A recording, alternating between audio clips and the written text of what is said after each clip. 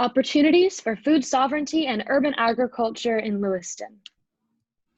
Over recent years in the US and globally, there has been an increasing amount of attention paid to the importance of local food and local food movements. This conversation seems especially important as global climate change puts into question the sustainability of many agricultural industries. And now that COVID-19 has made grocery store trips increasingly risky, access to good, safe, locally grown food is even more important. Despite this increased attention, there are many barriers to local food, both on the production and consumption ends of the system.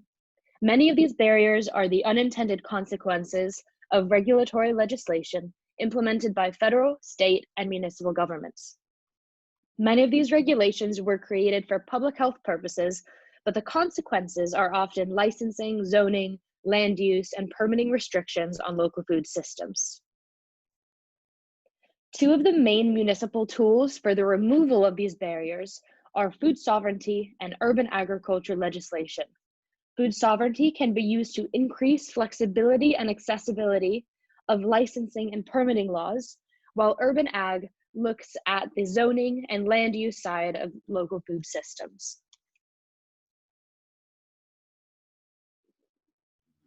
All right, thanks, Oaklea. Now I'm going to take you guys through a timeline of food sovereignty. So the term food sovereignty was first mentioned at La Via Campesina in 1996. La Via Campesina is an international movement that coordinates organizations of peasant farmers, small-scale agricultural workers, rural women, and indigenous communities across the globe. And then in 2011, a Blue Hills dairy farmer was sued for selling raw milk without a license, which mobilized many local farmers who have practiced similar unregulated farmer-to-customer transactions for years. The farmer took his appeal to the Maine Supreme Court, where he was rejected from selling raw milk. In response, several Maine towns, the first being Blue Hills and Sedgwick, declared food sovereignty. While this declaration was significant because it put food sovereignty on the map of Governor LePage, it was overall fairly ineffective because it was not state or federally recognized. And then in June of 2017, recognizing the importance of food sovereignty, Governor LePage signed the new food sovereignty bill into a law. However, the bill still awaited state approval. And then in August of that year, the USDA expressed concerns surrounding the ability of municipalities to inspect and manage meat and poultry facilities. Did not ratify the bill. So in October of 2017, LePage held an emergency meeting to change the Food Sovereignty Act and essentially excluded meat or poultry facilities from the act. So these industries are still regulated by the USDA.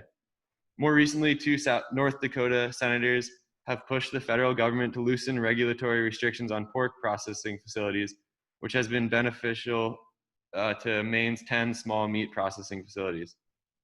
In November of 2017, the Food Sovereignty Act took effect under the name An Act to Recognize Local Control Regarding Food Systems. And since the act has passed, 74 municipalities in Maine have adopted it. The groundwork for the move towards local food sovereignty in Lewiston has already been laid. The Good Food Council of Lewiston-Auburn and Jesse Tannenbaum have been working diligently towards this. And 2 years ago, another capstone group did a comprehensive food policy audit in Lewiston. Additionally, our project tackles two of the actions in the Local Foods, Local Places action plan under the second goal to integrate local food and agriculture into city planning and economic development strategies. Based on these contexts, we developed some guiding questions for our project, including what are the biggest challenges facing farmers, and what aspects of food sovereignty and urban agriculture policies have been successful in other municipalities.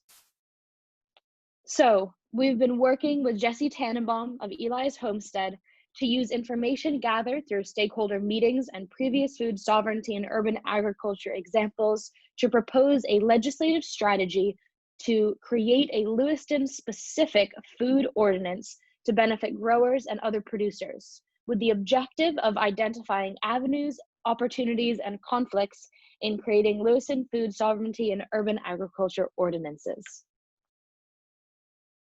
The deliverables of this project are twofold. First, the drafted language for a local food sovereignty and urban agriculture ordinance. And second, to produce a body of recommendations for how to achieve this legislative framework.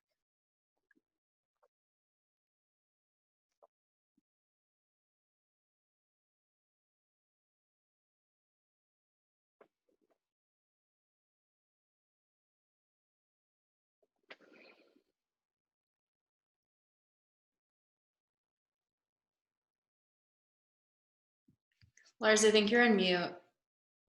Oh, sorry about that. I was on mute. So I'll take you through the methodology now. So our methodology is broken down into 3 parts. Part 1 was essentially just becoming familiar with Lewiston's food system. And this was done through interviews over the phone or via a survey.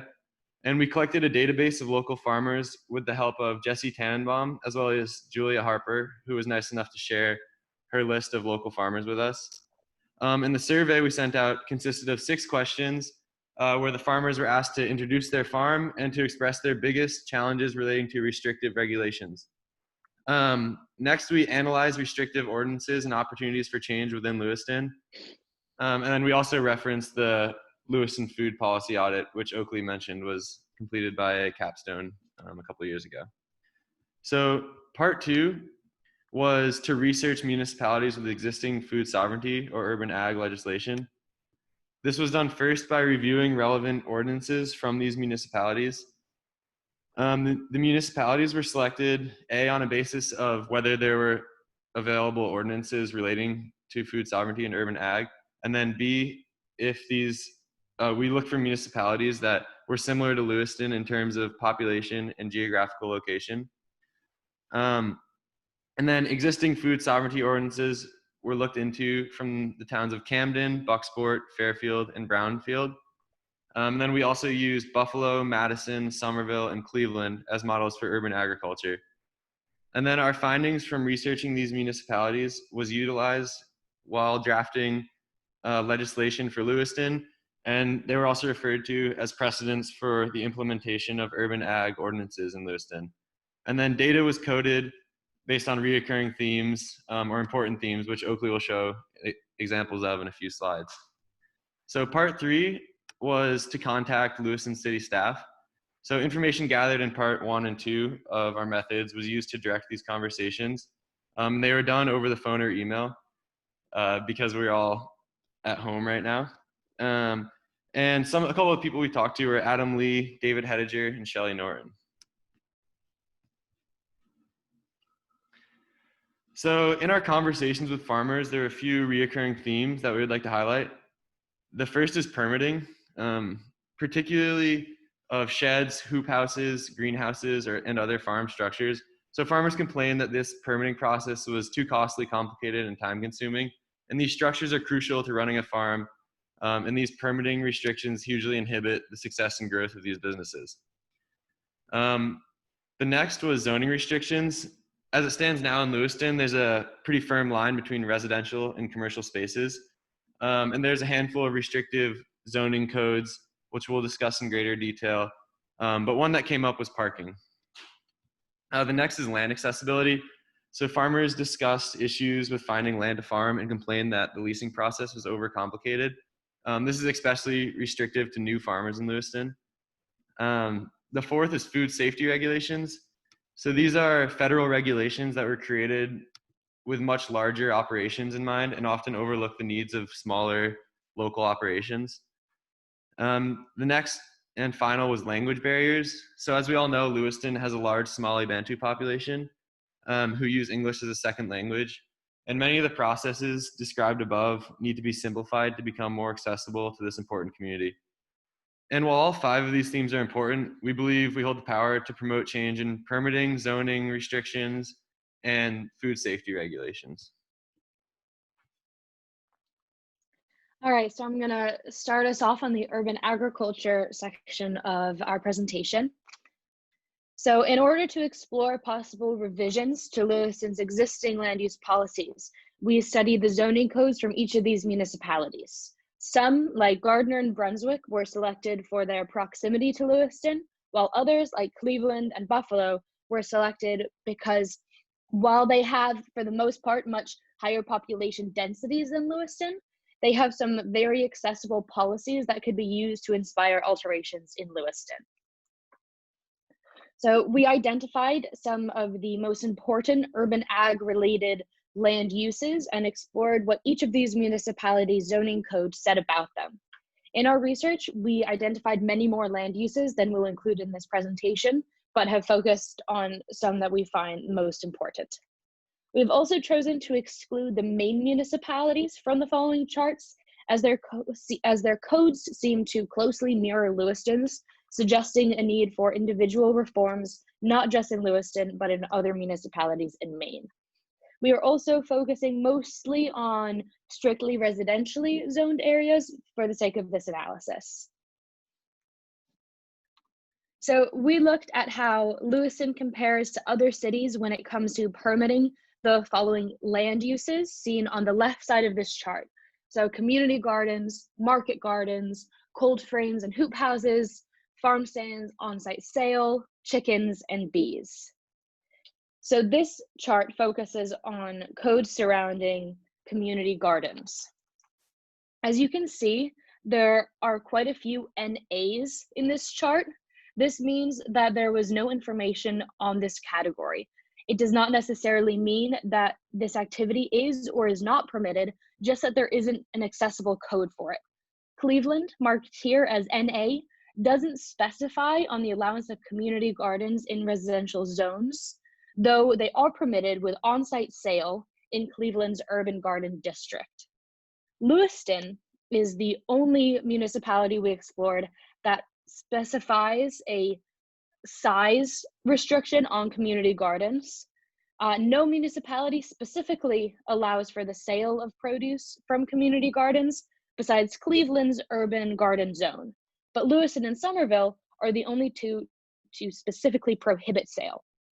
And Lewiston is the only municipality that specifies the need for a community garden permit. So this next chart is looking at market gardens. Market gardens are urban gardens and farms that are specifically for commercial purposes, both for-profit and not-for-profit uses. Both Madison and Buffalo state a conditional permittance. Cleveland and Lewiston have no mention of market gardens in their residential codes, though Cleveland does conditionally permit them in its urban garden district. Somerville, while not specifically mentioning market gardens, does allow for on-site sale of produce as an accessory use in its residential zones. Cold frames and hoop houses are two forms of temporary structures used for seed starting, often in the early spring. As you can see, Lewiston makes no mention of either in its residential codes, though does require the purchase of a license to install one in some zones. Somerville has a detailed description of hoop houses and cold frame allowance. Farm stands and on-site sale of produce seem to be one of the most important land uses to explore. Lewiston only allows for farm stands in the rural agricultural zone and not in residential zones, while the other towns, many with higher population densities and more congested streets than Lewiston, at least conditionally permit for farm stands. Most specify that farm stands have to be an accessory use in residential zones. So all of the municipalities we looked at do allow chickens, but none allow roosters. It is in the density, location, and setbacks that they differ. Somerville and Lewiston both only allow 6 chickens per lot, while Cleveland and Buffalo allow for more animals the bigger the lot is. Cleveland allows for higher animal density on non-residential lots as well. Lewiston only allows chickens for single-family dwellings, excluding a huge amount of city lots, a policy that none of these other municipalities share. Lewiston also has the most strict setback laws, despite not being the most densely populated municipality. Lewiston also prohibits the sale of eggs, while none of the other municipalities specifically do. Again, bees are allowed in all of the municipalities municipalities we looked at. In the case of bees, it is in Lewiston's setback policy that it is so limiting, requiring at least 100 feet from another dwelling, where Cleveland, a more densely populated city, only requires a 10-foot setback between a colony and a property line. In short, Lewiston as a theme seems to have more restrictive policies, even given its relatively low density as a city. So all of this information that we just went over is meant to orient everyone on what urban agriculture currently looks like in Lewiston. From these tables, we pulled 3 different strategies that will allow use to accomplish urban ag in Lewiston. The main problem for Lewiston is that all of its land is already zoned. So our first solution is to alter the existing city code within Lewiston to allow for on-site sale, beekeeping, agriculture, and the raising of chickens on residentially zoned land. That being said, amendments and changes to Lewiston's existing zoning code would probably take a long time to fulfill, making this the least efficient and least effective strategy out of these 3 options. Our next suggestion is for Lewiston to create an urban ag zone in their city zoning code.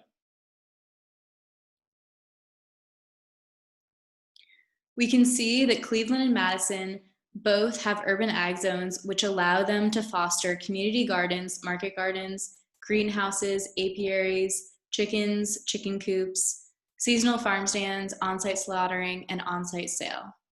While Lewiston is a much smaller city than Cleveland and Madison, we think that this is the second best strategy for the city given its straightforwardness. Our last strategy is to develop an urban agricultural overlay for the city of Lewiston. An overlay zone is a zoning district which is placed over one or more existing zoning districts, establishing additional or stricter standards and criteria for covered properties in addition to those of the underlying zoning district. We can see that Buffalo has an urban ag overlay, which allows it to offer accessory land uses to its already zoned land. As we saw before, Buffalo allows most of its city residents to have gardens, chickens, bees, and so on under specific regulations. In order to understand what zoning conflicts an urban ag overlay could resolve, let's look at a section of existing zoned land in Lewiston.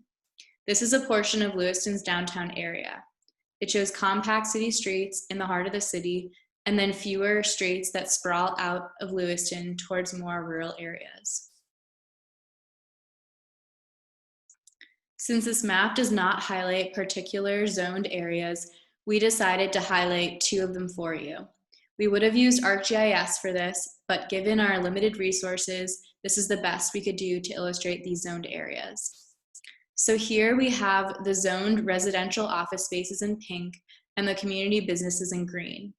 Given that this is a section of Lewiston's downtown, this map is actually a patchwork of different types of zones. Overall, there's limited land in downtown that is zoned for agricultural purposes, which poses a challenge to establishing urban agriculture in this area of Lewiston. This slide illustrates what a hypothetical urban ag overlay would look like in Lewiston. As you can see, this overlay acts as another layer to the already existing zoning in the city. We can see this as being the best option for Lewiston because it does not require there to be any changes made to Lewiston's existing city code. We also believe that this is the quickest solution to Lewiston's urban ag issue. Now we will cover the food sovereignty section of our project, which focuses mostly on creating a food sovereignty ordinance for Lewiston, as previously mentioned. As we've stated before, there are 74 Maine municipalities who have enacted food sovereignty ordinances. Out of these 74, we analyzed the ordinances of Camden, Bucksport, Brownfield, and Fairfield. We synthesized their main parts and major motifs and found that they are all very similar with a few exceptions. We noticed that all of these ordinances have a title, which introduces the ordinance for the particular municipality. Next, they all have a preamble, which contains the town's declaration of food sovereignty and the people's right to enjoy and have access to healthy food in the given town. The ordinance expects townspeople to also educate themselves on food before they purchase and consume it. These ordinances then cite a purpose that states the multiple reasons for the ordinance in a given town. These usually include, but are not limited to, emphasizing things like supporting small-scale urban agriculture, increasing food security, allowing for the exchange of food and money between different players in the town, etc. Next is the definition section that discusses different vocabulary found in the document. We will go further into detail on the next slide regarding definitions. The authority section states the specific legal documents that allow for the enactment and publication of this ordinance. These often include the Declaration of Independence, Article 1 of the Constitution of Maine, Title 7 and Title 30A of the Maine Revised Statutes. The statement of law discusses the licensure and inspection of food. Given that food safety is a highly contested topic within Maine's food industry, this section may have to be reworked and reworded to fit a model of food licensing that is agreed upon by different players who have a role in the city's food system. Other parts of this section also state the right to self-governance, right to acquire and produce food, meat, and poultry. The civil enforcement states that everyone in the town must abide by the ordinance. The effect clause states that the ordinance is effective immediately. Then the severability clause states that if anything in the ordinance is found to be invalid and not useful, that section can be removed from the ordinance. Lastly, the repealer clause may be the most important piece of this ordinance, as it suggests that any existing laws or restrictions to the ideas set out in the ordinance will be eliminated or amended. This section is also very important to Lewiston, as we know Lewiston has very specific strict restrictions within its city code that limit things that we've mentioned before, like producer and processor on-site sale and farming on residential land. The definition section within these food ordinances is another important part of this document. These definitions give transparency to the interpretation of this document for city or town staff members, processors, producers, and for the public. I chose the term local food to focus on to compare how these definitions can vary within these ordinances between Brownfield, Bucksport, Fairfield, and Camden. Other terms that were pretty common in these ordinances included agriculture, food, or food products, patron, processor, and producer. Our final step for our project is to present our 2 deliverables to the Good Food Council. Overall, our project is meant to highlight the barriers that exist within Lewiston's food system that challenge food sovereignty and urban ag. We hope that our work is meant as a first step towards making changes that will eventually knock down these barriers in the future.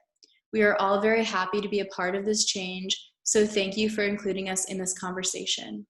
We also wanted to thank our 2 professors, Francis and Carissa, for always being so communicative, critical, and encouraging throughout this process. We could not have done this without your constant guidance and reassurance along the way. Also, we want to thank our community partner, Jesse, and everyone else whose brains we picked along the way to inform our project. Thank you all so much for your time, knowledge, and assistance. Lastly, thank you all for watching our presentation. We will take questions and comments now.